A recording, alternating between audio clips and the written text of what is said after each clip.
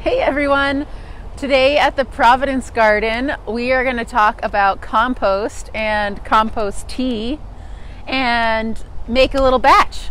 And then we're also going to be seeding some Daikon radishes in a corner of the garden that I'll show you in a little bit that is really clayey and the soil is not great. And so we're going to put Daikon radishes there to try and improve the soil.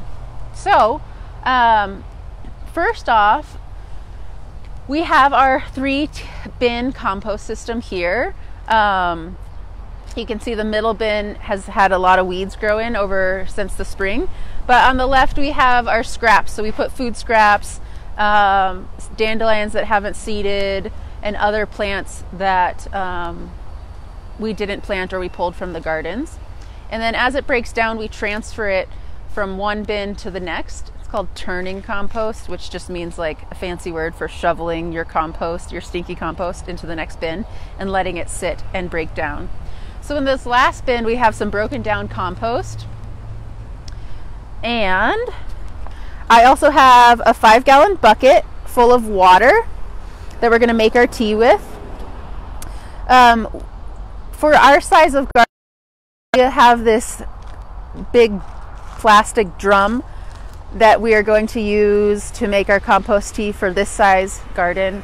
But we wanted to do something that's a little smaller scale that would maybe be more applicable to most other gardeners. The thing about compost tea and a lot of liquid fertilizers is it's really important to use them in a certain amount of time. So compost tea we're going to let sit for 1 or 2 days, and then you want to use it. Otherwise, if it sits too long, the compost tea is going to get really stinky, and it also will lose a lot of the nutrients that it has. So the nitrogen is really volatile and will just kind of escape into the atmosphere if it's not used at a good time. So it's best to make fresh batches regularly. And if you're going to get really serious about it and let it sit for a while, then you have to aerate it. So some people buy little like aquarium bubblers to aerate the water, and so that's something you could look into if you get really serious about this. The other thing that we have that's really important is a burlap sack, which is going to serve as kind of our tea bag. So this is what we're going to put our brew in. So we found this recipe online. It's from the Farmer's Almanac. Is that right, Lauren? Yep. But there's a lot of recipes online, so feel free to use this one or look up your own.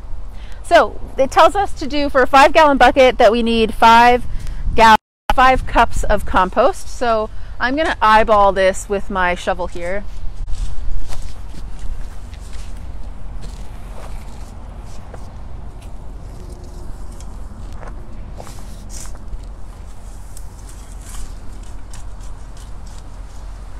And as you can see, our compost isn't totally broken down, but I think that's fine. Okay, that should be more than enough. Then it also asks for a handful of straw. So follow me over here. We have some nice decomposing straw over here. And a handful of garden soil, so our little inoculant.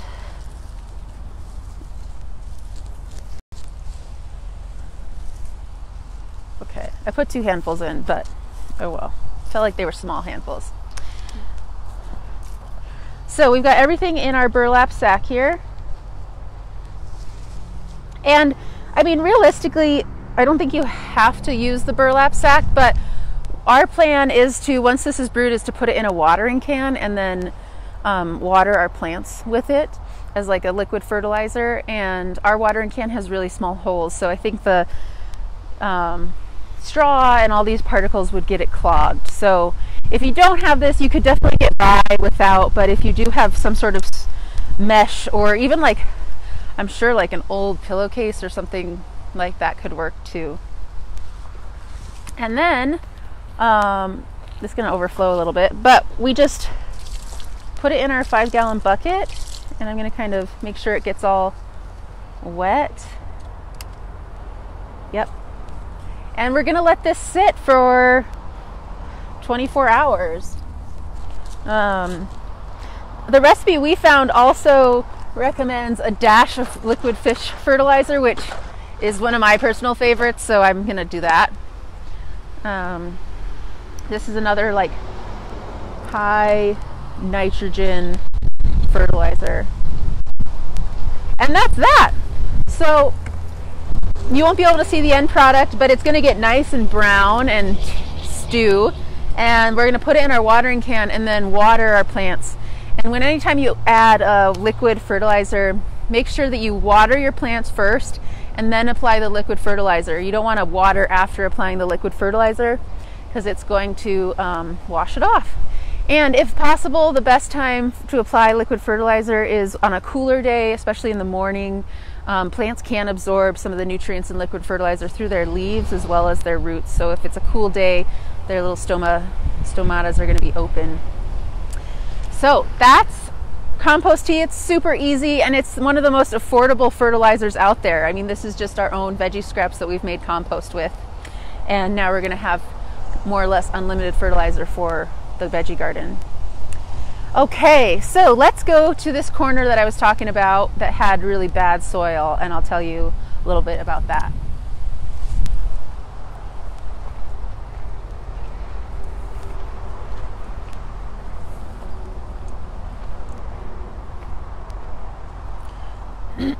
Okay, so this is the corner. And this area of the garden, I mean, this whole garden used to be just like this empty lot in like a parking lot. So it was really poor soil, really compacted. So that's just one of the challenges that we've had over the last couple years, is building up the soil. And this corner is particularly bad because we do have bindweed and other weeds coming in from the edge there that make it really hard. But also, I'll just give you a sense of our soil. It's not horrible, but well, it's really dry. Let me get another one over here. Oh yeah. You can see that there's a lot of clay in this soil, that like really fine texture. Generally we have a lot of clay in our Missoula soils, so out here, and it just like very firm, very hard. So we've added a lot of compost and manure this year, and are working that into the soil. We had beans here last year, and beans are nitrogen fixers, so they also do a little bit for the soil, which is great. Whoops. And then this year we're planting other pocket these Daikon radishes. So we got these from Johnny's, and they're different than our like English breakfast radishes or those other kind of classic red or pinkish radishes, in that these should be sown after danger of frost, and they're going to grow this really long root, and this really long root is going to break up our clayey soil, and by breaking it up, it's going to allow for better water filtration.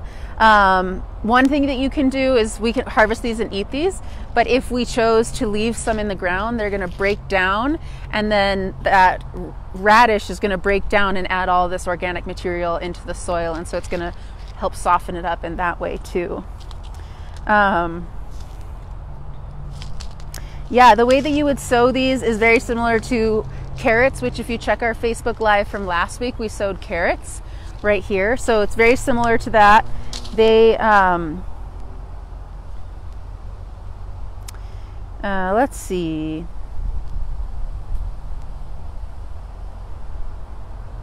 We're going to thin them to 4 to 6 inches apart, and our rows are going to be 18 inches apart. These seeds are a little bigger than carrots, but they're still kind of small, so you're not going to seed them too deep.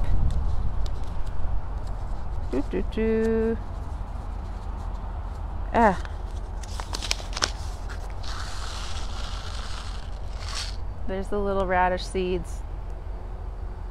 Pretty cute. Yeah, so that's a good option if you have really tough soil and want to do some soil amendment, is planting these daikon radishes to break up the soil. And I think that's all we have for you today. Other things on our list today is we're going to thin our carrots, another thing that we talked about last week, and we're going to plant another succession of bush beans. So we planted a patch of bush beans probably a month ago, and they're coming up now, but we're going to plant another succession so that we have our harvest spread out. And we're harvesting lettuce today.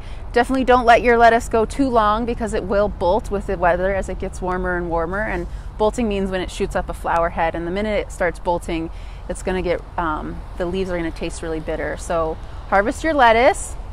And check for leaf miner. Oh yeah, check for leaf miner. So we just posted a video yesterday about leaf miner, which affects beets, chard, spinach, mostly those three. And make sure that you check on that regularly. And for more information, check our other video specifically on leaf miner. It's super short and really digestible.